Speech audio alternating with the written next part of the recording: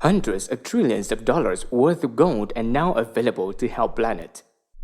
This Saturday, a delegation from the White Dragon Society, including this writer, will be heading to Bougainville in the Solomon Islands to meet the King David Pay II to discuss how to reopen the Panguna mine, which contains about $170 trillion worth of gold and copper.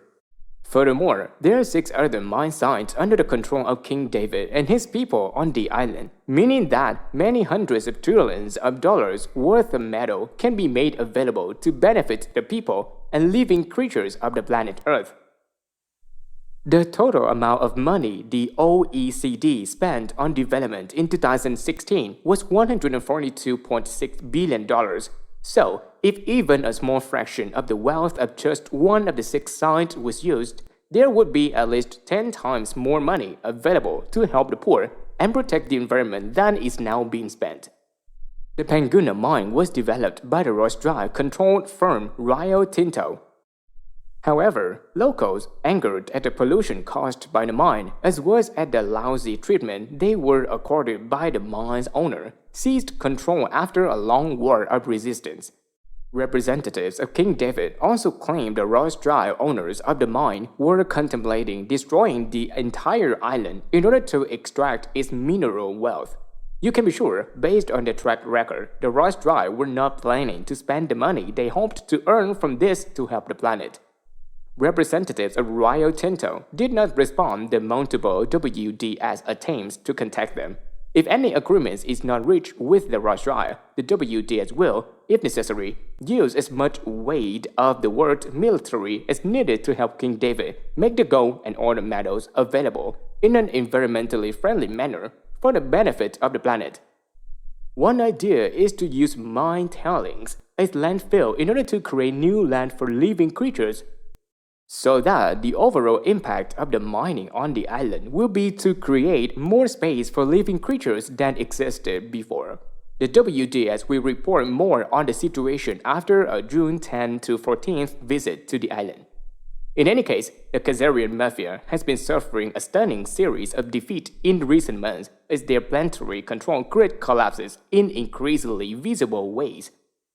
Most importantly, but in a manner still hidden from most of the world, the Khazarians are running out of gold and most of the world no longer accepts their paper, which is not backed by any but a rapidly evaporating root mind control mechanism. Khazarian attempts to get gold in Indonesia, Japan, the Philippines, and elsewhere in Asia are all being stonewalled, multiple sources agree.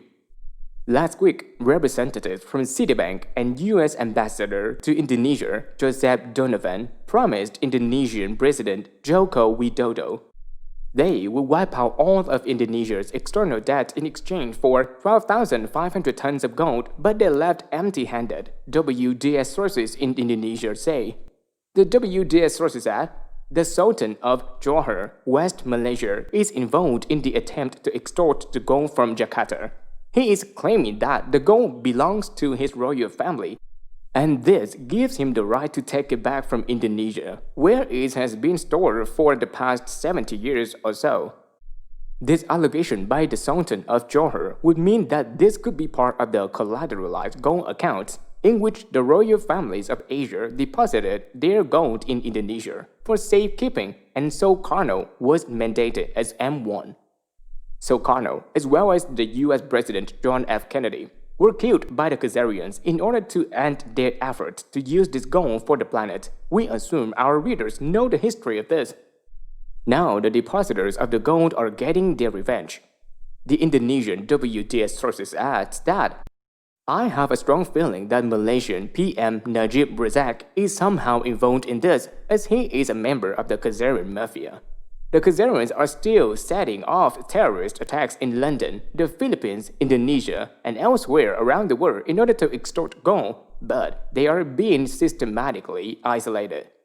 The Bilderberg meeting of top Khazarian mafia servants that just ended on June 4th was a meeting of the losers in the battle for the planet Earth. At this first meeting since top Khazarian honcho David Rockefeller died, Rockefeller bargained Henry Kissinger continue his effort to become the new secret ruler of the planet Earth. At Bilderberg, according to Japanese right-wing sources close to the emperor, Kissinger announced the release of $4 quadrillion worth of money to be distributed between the AIIB, BRICS, and the European Central Bank. However, without gold, without the world's military, and without Rockefeller behind him, Kissinger is just an old airbag. The Rothschilds' attempt to take full control of the planet following Rockefeller's death was also dealt a huge blow as US President Donald renounced the Paris Accords. Trump exited the Paris Accords in order to stop carbon trading and expose the global warming hoax of growth, Pentagon sources explained. Also, inside the Trump regime, the Zionist globalist Golden Faction, led by former Goldman coup Gary Cohn, the Jared Kushner, were sidelined by the Paris exist as Trump cleans house, they continue. The Bush faction of the Khazarian mob is also in full panic mode as more and more of their crimes are being revealed, the sources add. Last week, the Pentagon sources say Bush hitmen killed former Panamanian President Manuel Noriega to prevent him snitching about CIA drug trafficking and corruption. There are also moves to arrest top neocon Bush operatives like David Petraeus, former NSA boss Mike Hayden, and remove and arrest U.S. National Security Advisor H.R. McMaster, the sources say. The charges will be for illegally receiving and leaking classified information, they say. The Rockefeller, Bush, Clinton, U.S. Khazarian Mafia clan's top henchmen are still struggling to keep themselves out of jail, but they are clearly losing the power struggle in Washington, D.C. There is also a huge power struggle going on now in China, according to Vietnamese sources. The struggle concerns Wang Qingshan, who is de facto number 2 in China's power structure and is now the top Rothschild agent in China, the sources say. The mystery man Guo Wengi, who was photographed recently with Jacob Rothschild and the Dalai Lama, and who is apparently now staying at Trump's Mar-a-Lago resort in Florida, put out a video which was quickly removed from the internet last week, claiming Wang has huge connections with Skull and Bones and Freemasons, the sources say. If Wang becomes prime minister and the official number 2 at the 19th Chinese Communist Party Congress this autumn, then Chinese President Xi Jinping will be dead, the sources say. Wang's power derives from huge amounts of money that he has recently mysteriously obtained and has been spreading around, they say. These same sources, who have access to top-level intelligence about China, say Xi Jinping is in a very dangerous position. He can either try to continue communist rule, in which case other interest groups will try to get rid of him before his term ends, the sources say. Or if not, he can end communism like the Soviets did in the 90s. The same sources say that another senior Chinese defector, Lin Jinhua, has given the US way more information on submarines, nuclear codes, etc. because of his opposition to Rothschild-controlled Wang. Even if these sources are wrong, there can be no doubt the Chinese situation will remain turbulent under the surface between now and midsummer.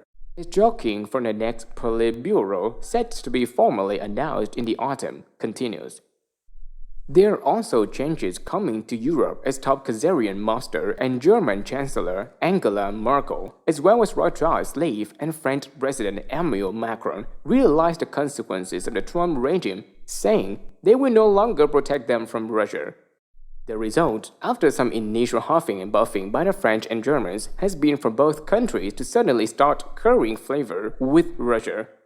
There has also been some sort of schism taking place in the Middle East with Egypt, Saudi Arabia, Kuwait, Bahrain, and the UAE suddenly cutting off relations with Qatar. Qatar is home to the Al Jazeera news network and a huge US airbase.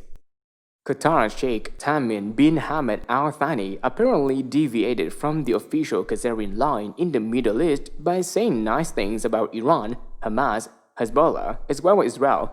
The Saudis are now blaming Qatar for Daesh in an outrageous case of the pot calling the kettle black. In reality, the fight is almost certainly related to the fact that Qatar has reached a pipeline deal with Russia and the Syrians to export its gas while the Saudis have not. The result is that the Saudis too are now rushing to curry favor with Russia. So far, it seems the Russians have invited them to spend their money in remote Arctic regions.